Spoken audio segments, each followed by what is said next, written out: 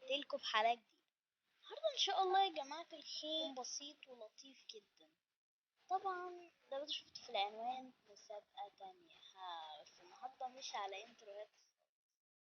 النهارده ان شاء الله هتكون مسابقة على حاجة كلكم اكيد محتاجينها، المشتركين.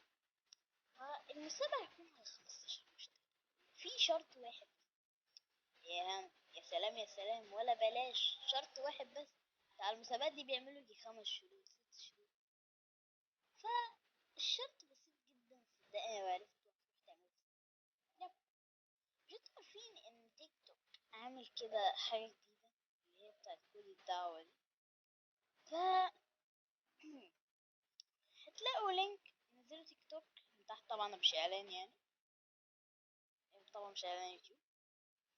فيب، هتروحوا من اللينك اللي تحت في الديسكريبشن تنزلوا التيك توك وهتكتبوا كود الدعوة بتاعي، واسهل لكم تعملوا له نسخ يعني عشان ما تنساوش تقعدوا ترجعوا وكده. كده هكتبه برضه وبس، وتعملي فولو كمان، وعشان اعرف ان انت اللي عملت لي كتبت كود الدعوة.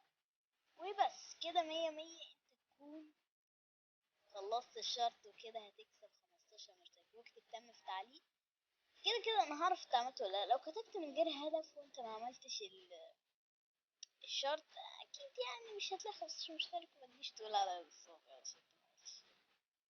طبعا يا جماعه انا بس ما بحبش اسميه شرط، عشان يعني شرط عليك انك تعمل كده، لكن حاجه يعني بتعملها عشان يعني مقابل مقابل. يعني انا بحب اسميها كده، مش عارف.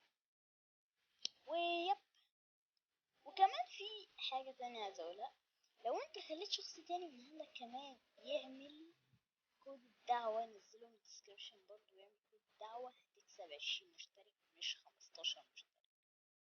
فيب، يلا مستني ايه؟ روح دلوقتي من الديسكريبشن وهتكسب 15 مشترك و20 مشترك. كمان هكتب الشرط في الديسكريبشن عشان الناس اللي متكملش خالص متكملش نهاية الفيديو.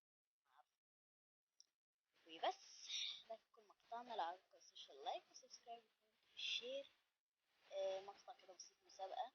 قلت مسابقة بسيطة كده على حاجة كويسة برضه. مشتركين على طول من هنا تعمل الشرط. أول حاجة يعني محبش اسمه شرط، تعمل حاجة بس وتكتب تم في تعليق تكسب 15 مشترك. ولو خليت شخص تاني يعمل كده برضه، خليت تنزل من اللينك ويكتب كود الدعوة برضه، هتكسب 20 مشترك، 5 زيادة مشترك. فمستني ايه؟ كمل شرط. بس يا جماعة ده كل مقطعنا. لو عجبكم السوشيال لايك وسبسكرايب وكومنت وشير. مش كمان يدخلوا على انستجرام ويوصلوا الديسكورد، تفعلوا زر الجرس وتعملوا شير.